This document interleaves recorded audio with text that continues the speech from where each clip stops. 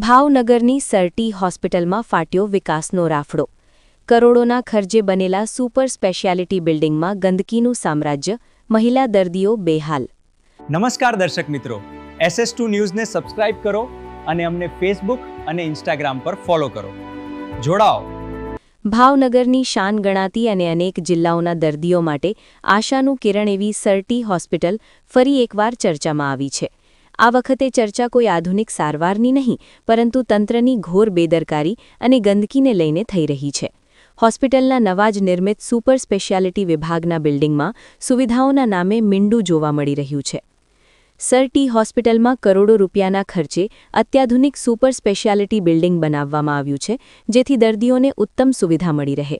પરંતુ આ આધુનિક બિલ્ડિંગની વાસ્તવિકતા કંઈક અલગ જ છે. અહીંના લેડીઝ ટોયલેટ એટલે કે મહિલા શૌચાલયની હાલત એટલી હદે ખરાબ છે કે ત્યાં અંદર જવાનું તો દૂર, ઊભા રહેવું પણ મુશ્કેલ છે.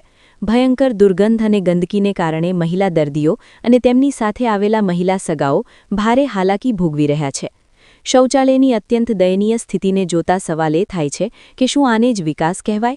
હોસ્પિટલમાં સારવાર માટે આવતા લોકો પહેલાં જ શારીરિક અને માનસિક રીતે પીડાતા હોય છે.